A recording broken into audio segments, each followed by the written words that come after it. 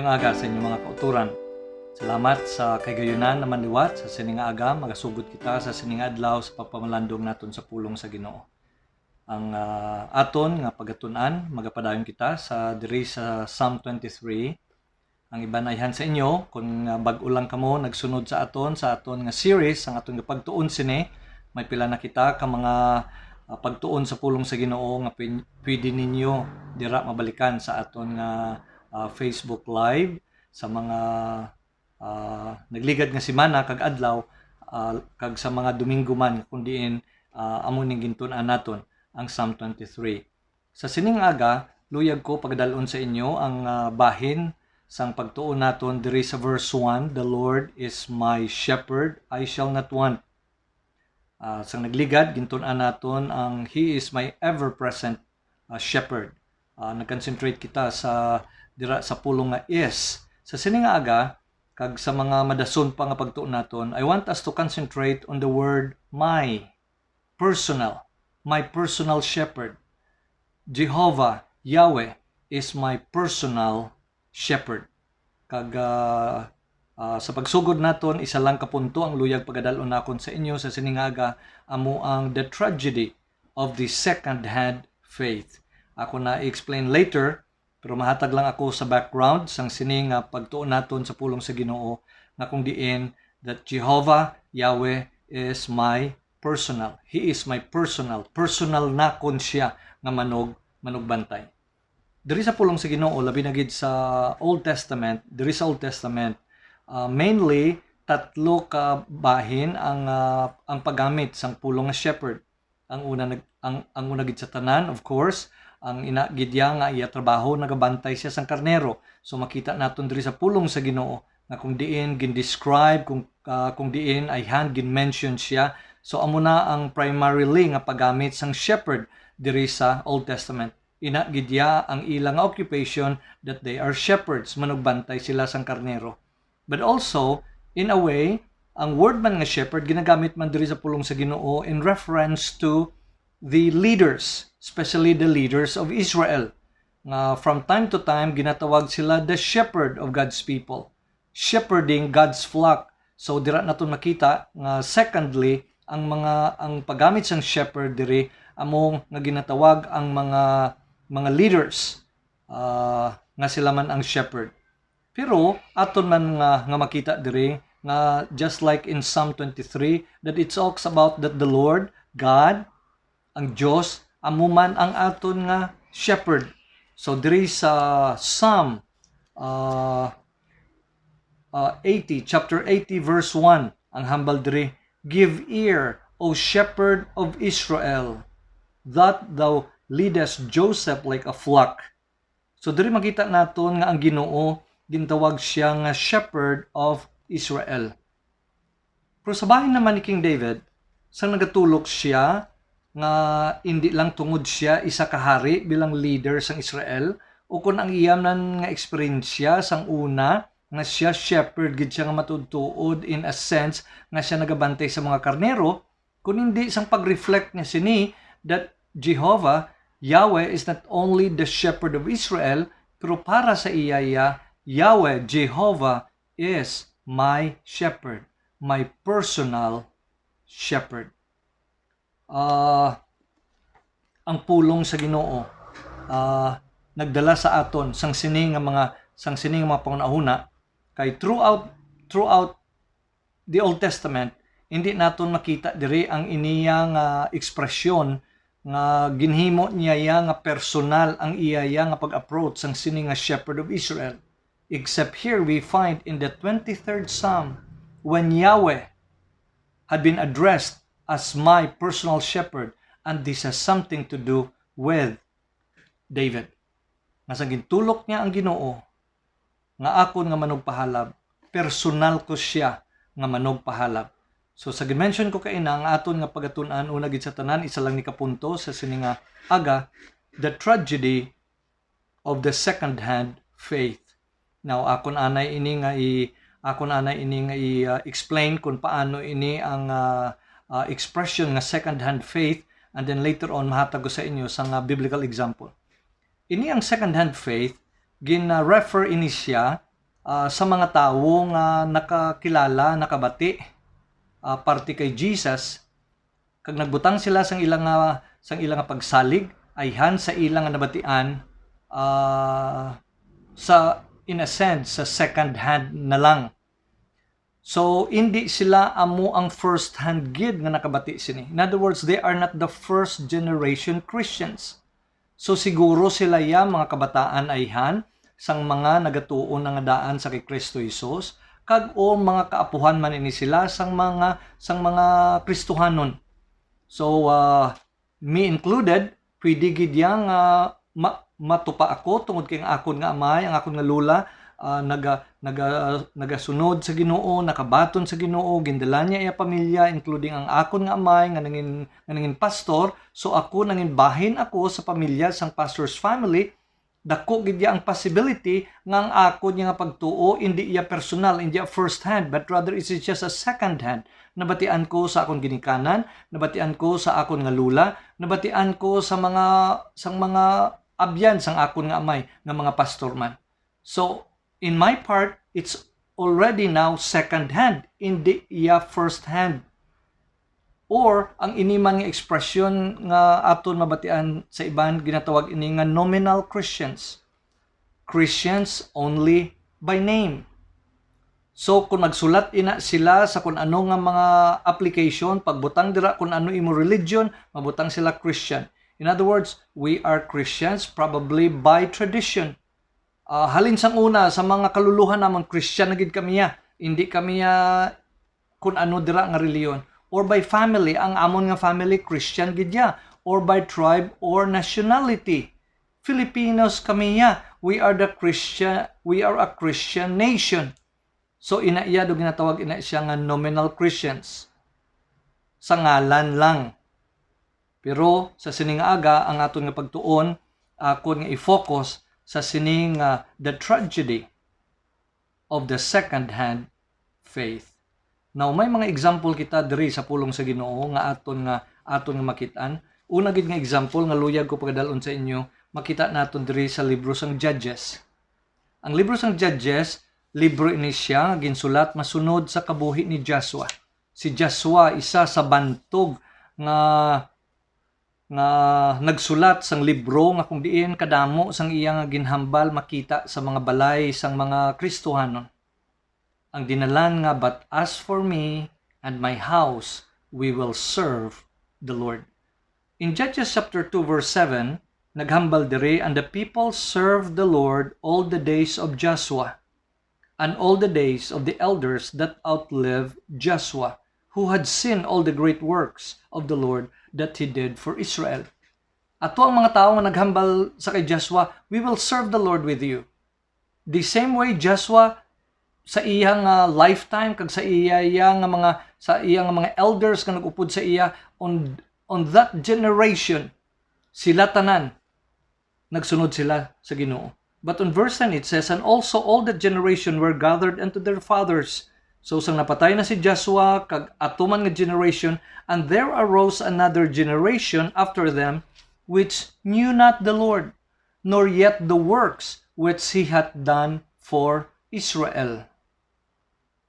Now diri bala na makita naton that there is now a generation nga waay nakakilala sa Ginoo. Now hindi in a sense nga hindi nila nakilalaan nga ang ini nga Dios amo si Yahweh. Hindi butang balon nga waay na sila sang mga religious practices. Hindi nga waay sila gatipon, but personally, ini sila ang ila balatyagon, ang ila pakaitsindi sa Ginoo malayo na kumparar sa kay Joshua kag upod man sa iya man nga generation. That's why in the book of Judges, may ara kita sang cycle nga makita sini. Ang cycle amuya ang sin, masugod anay sa pagpakasala, sin. And because of sin, ipani sila sa Ginoo into slavery or servitude sa ilang mga kaaway. And then third, mga muyo sila sa Ginoo. Supplication, praying that God is going to deliver them. And then there is salvation. Mapadala siya sang judge o kung deliverer nga amo ang magluwas sa ila. Sin, servitude, supplication, salvation. Pagkadason naman nga generation, ari naman ang pakasala naman, sin, servitude, supplication, salvation. And then every time nga mga muyo sila, sabton ini sa Ginoo. padalaan sila sang mga deliverers or judges. Pareho nila ni Gideon, para sa ila ni Samson, para sa ila ni Deborah kag Barak, para sa ila ni Jephthah. Kag may ara man sila sa mga priest leaders nga amo si Eli. And then we have also there ang last sang sini nga mga judges, amo si Samuel. Now, sa tion niya ni Samuel, amo na ni siya sang tigulang siya amo ang nagbutang who anointed King David to be the next king of Israel. In other words, generations before David, tam-an ini kahathag sang ilaya nga pagpalaton-laton sa mga istorya sa bahin sang ilaya nga kabanata sa ilang history. Nga sa time ni Joshua, pagsulod naton diri, people serve the Lord, and yet the generation came nga ila naman nga gintalikdan ng Ginoo. Hindi na way na gani sila kakilala sa Ginoo. And then sa ginpani sila sa Ginoo, nangamuyo sila sa Ginoo, the Lord delivered them. The cycle went on. So in other words, as far as David is concerned, nga ang iya nga lula amo si Ruth, kag ang iya nga great grandfather amo ya si Boaz. Part sila sang history sa sini nga diri sa libro sang Judges nga kung diin nga iniaihan nga generation bira-bira gid sila, nagsunod gid sila sa pag-alagad sa Ginoo, and yet the next generation waay na sa ilaya ang personal nila nga dedication pakakilala kapag sunod nila sa Ginoo. Generations before David, religion is just a national thing. But as far as David is concerned, naghambal siya diri, it is a personal thing. The Lord is my shepherd.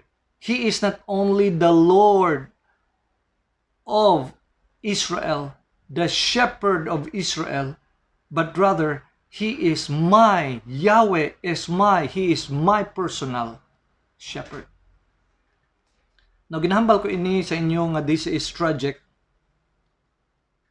The tragedy of the second-hand faith, because as far as we're concerned today, daw hindi manggid ini tanto daw kabudlay intindihon. Because as far as the discussion about second-hand faith or first-hand faith, it's just as simple as believer or unbeliever. It's either believer ikaw, tumulo ikaw, may ara ka personal nga kaangtanan sa Ginoo, o ruay ka sang personal nga kaangtanan sa Ginoo. It does not matter. Bata ka man ayhan ka pastor, kung hindi ka luwas, hindi ka gidya luwas. Bata ka man ayhan ka dikon, nagdako ka man ayhan sa Kristohanon nga pamilya, nag-grow up ka man ayhan sa Christian school, kag ang tanan nga pwede mo maintindihan, nabalaan sa pulong sa Ginoo, nahibalaan mo na. But it's so clear. It's either whether you have the background about the Word of God, the education from Christian school. If you're unsaved, you are an unbeliever. And this is tragic.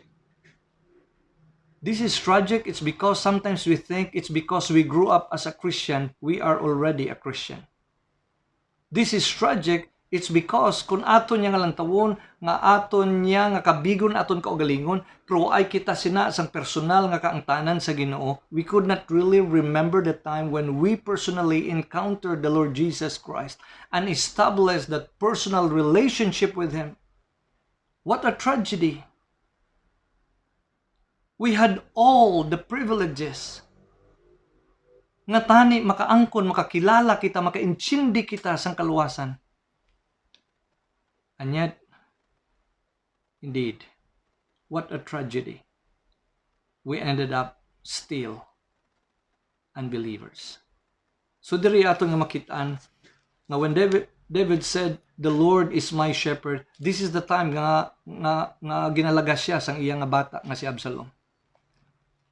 Hindi ko kaintindi kung ayhan sa siningation naga-consider man si David kung ang bata niya ayhan nga si Absalom may ara man ayhan kaangtanan sa Ginoo.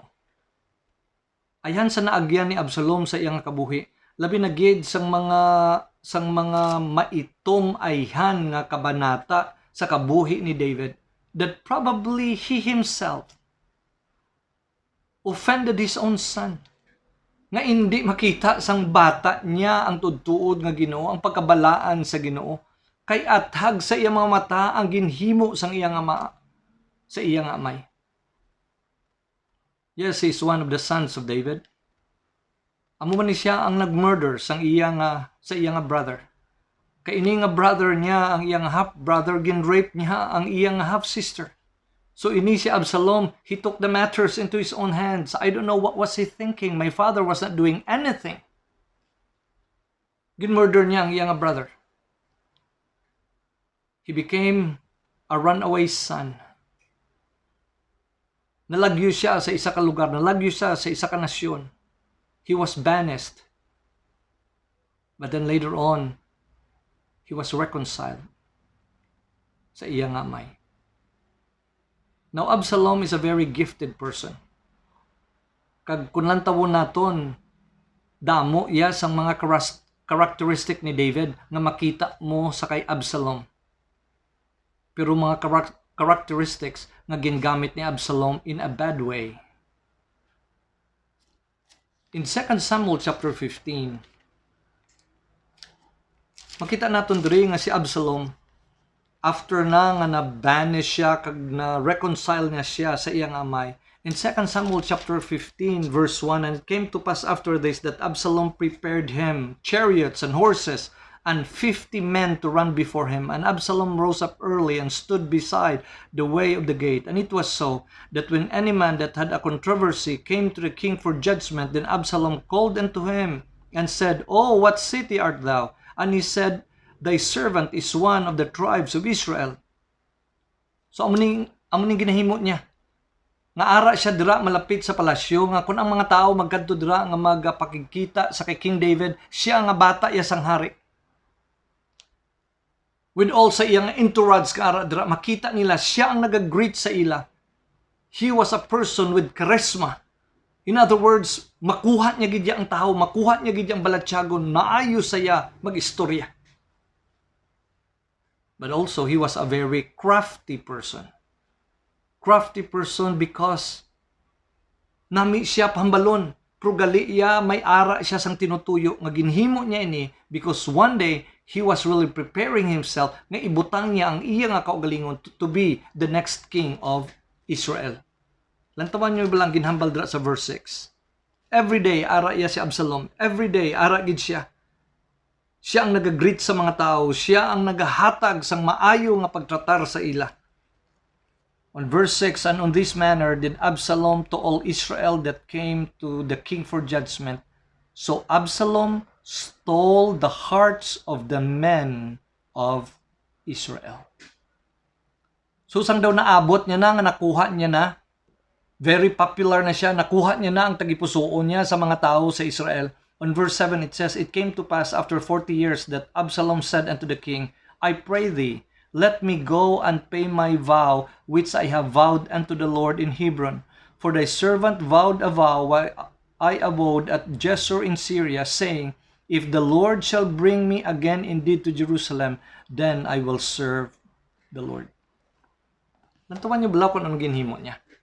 Before niya nga iya nga i-exalt, i-usurp niya ang kingship sang iya nga amay, nagpalapit siya sa iya nga amay, kag siling niya, pakadto ako sa Hebron, kay nag-promise ako sa Ginoo. Nag-promise ako sa Ginoo nga kung ibalik niya ako diri sa Jerusalem, akon gid siya alagaron nga akon siya nga Dios.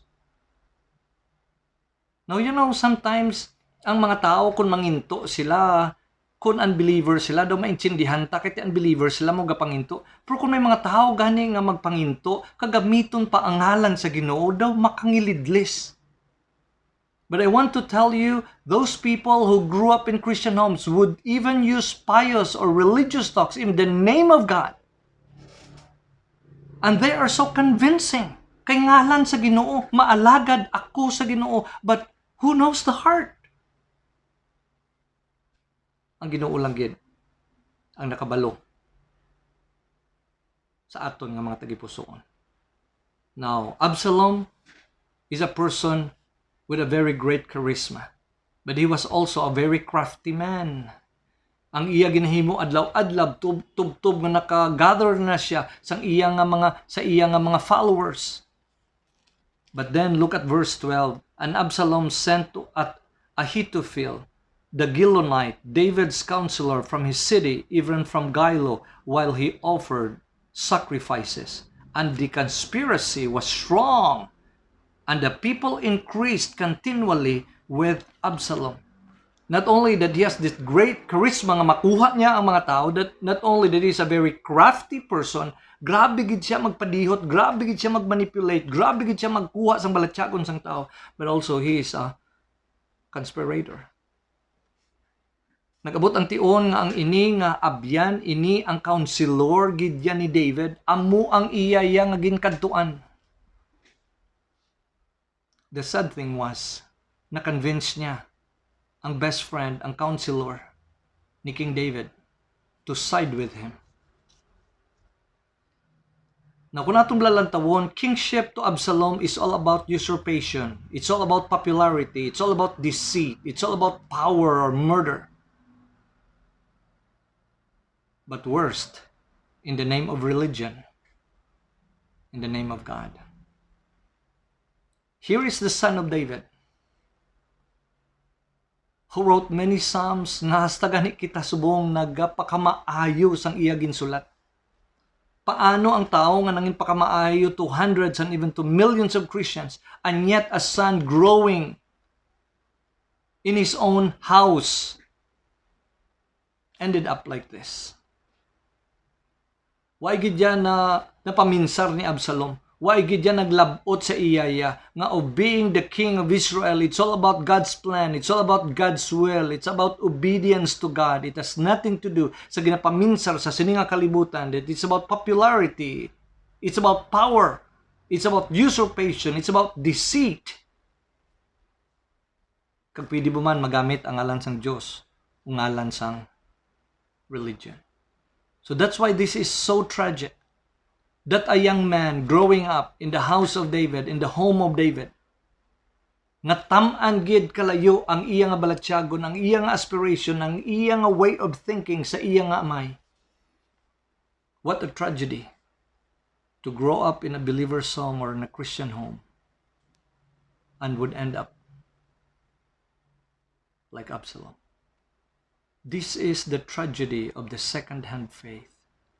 So sa sining aga sa aton nga pagpamalandong, ayhan may ara, ayhan sang kasubong balasin. Kung imo bala inilang tawon sa aton bi, sa pag-apply ni bi sa aton bi nga mga sitwasyon subong. What if this kind of people, whether they're pastors' kids or deacons' kids or their kids who grew up in church, who went to Christian schools, amo na ni subong ang mga pastors kag leaders sa aton nga mga simbahan. And to them, it's all about politics. It's all about power. It's about strategy. It's about money. It's about position. It's about education. It's about popularity. Now I want to tell you, if you are really following the Lord, initanan nga ginhambal ko sa inyo, one way or the other, may ari man kita sinisang kinahanglanon. Pero in itself, hindi amo ini ang spiritual leadership. This is not ministry. This is not church. This is not about following God. This is about the worldly kind of leadership. Politics, power, strategy, money, position, education, popularity. Nung nga naghambal ako about sa politics, siyempre, kainsindi ka gid nga kung paboran mo, kung uyunan mo, kag maski sala, basta po uyon ka lang, basta lang makuha mo ya ang approval sang tao. Anyway, sa business meeting, sila ang mag-approve. I know many pastors would never play that kind of game. They would rather stand alone, maski nakabalo sila nga unpopular sila. It's not about power. It's not about strategy. Kung kisab lang aton lang nga mga discussions sa ministry about sang effectiveness, about sang paano gid naton malabot nga ang amo ni nga music ang gamito naton. Kay amo ni subong ang music sa kalibutan para malabot naton sila. Now where is the Holy Spirit? It's not about strategy, it's about the work of the Holy Spirit. It's about the work of the Word of God nga maglabot sa mga tagipusoon. Today it's all about strategy. We don't care kung ano ginhambal sa pulong sa Ginoo. As long nga makagather kita sang tao, as long nga maka-rake in kita sang damo nga kwarta, as long nga we have all the popularity we could gain. sa siniya nga mga tao nga we believe amo man ni sila ang magtibong sa aton. You know, when you think of that, Dawn is 90 plus years. Damo-damo na sang mga pastors diri nga nag-alagi kag sa mga generations nga nag-alagi that their faith is solid, their faith is real. O kabay pa nga kita nga nagasunod, it will always still be the same and it will never change. Pagsalig man gihapon sa Ginoo, pagsalig nga trabahawin isang balaan nga espiritu, pagsalig nga ang pulong sang Dios lang gid ang iya nga gamiton. Yes, if the Lord would provide us at give us some money nga magamit naton ni sa pag-alagdan, yes. But then kung waay man sang kasubong sina ang Ginoo may paagi gid ina kung paano niya ipasangkad ang iyaya nga pag-alagdan. Yes, kinahanglan nato ng education but it would never give us pride tungod kay may mga PhD o kung may mga masters na kita. It does not mean nga hindi na kita mag-strategize pero ang aton nga strategy is still led and directed by the Holy Spirit. So now, as we close ang aton nga pagpamalandong sa sining aga, when we think of that really it has to do with my personal relationship with the Lord Jesus Christ, with my personal shepherd, then we realize na ang aton gidya nga greatest need, labi na gid sa mga kabataan nga nagdalagko sa simbahan, ang aton gidya nga dako-dako nga kinahanglanon gidya nga makit-an kag mabal-an tagid nga sila naluwas. Salvation. Ikaduha na lang ang service. Now let me illustrate. Kadamo sa amon nga nagdalagko sa simbahan, nagdalagko sa parsonage, ginpakamayo kami sa Ginoo nga damo kami sang mahimo as far as pag-alagad is concerned.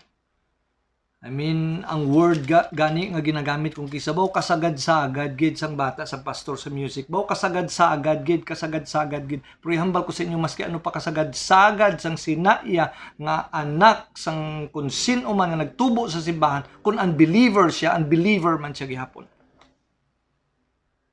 Now, I don't want to be judgmental here. It's because I know that as a pastor's kid, it's only by the grace of God maging luwas niya ako. That's why in 2 Corinthians chapter 13 verse 5 it says, "Examine yourselves whether ye be in the faith, prove your own selves, know ye not your own selves how that Jesus Christ is in you." Nga nabalaan mo nga parte ini kag bahin ini sa kay Jesus lang gid. Hindi ini tungod sa kay Papa, hindi ini tungod sa pasikat, kun hindi tungod ini sa kay Kristo Jesus ang aton nga kaangtanan sa iya. Amna kung gisa sang una ang iban sa amon doble kara. Kung Domingo kag upod si Papa kag ano sa tanan magsung leader, magkanta sa choir, tanan ara pag-alagad sa Ginoo. Pero kung ato naman gani sa kalibutan, ato may lain naman nga ginasuksok nga maskara. Oh, what a tragedy of the second-hand faith. I don't know if I'm talking to some of you just like me before. Nga abi ko, it's about sa pasagad-sagad. It's all about sa aton nga pag-alagad sa Ginoo. Aton gali kang tanan sa Ginoo. Nga personal ini, nga nakilalaan naton siya, nabalaan naton nga kita makasasala. Nangayo kita sa pagpatawad, ginplastar naton ang aton niya nga pagtuo dira sa kay Kristo Jesus. It's all about a personal relationship. So today, I am so thankful. Yes, God, Yahweh, is the God of my father. And I'm so thankful today that I could also say that this God is also my God. Mayara sang isa ka kanta, and I believe, isa ka chorus that I believe, ang aton nga maginikanan, amo man ini ang ilang nga chorus para sa aton. I wish you know my Jesus and love Him as I do. Magapangamuyo kita. Ginoo, salamat gid sang imong pulong sa sining aga. O kabay pa Ginoo nga waay kami nag-alagad nagsunod sa imo tungod lang ay hansang rason kay ara kami sa Kristohanon nga family. O dako nga pagpakamaayo nga ginbutang ginplastar mo kami sa Kristohanon nga pamilya. Ginoo ang pinakadako gid namon nga pagpakamaayo nga ang Dios ang amon nga Amay, ang Dios ang amon nga simbahan mangin Dios manamon nga sa sini nga aga mahambal namon, yes, He is my personal God, He is my personal shepherd. Lord, bless your word upon our hearts. Gamita ini sa paglabot sa nagakinahanglan sini. Ini Ginoong amon pangamuyo sa ngalan ni Jesus.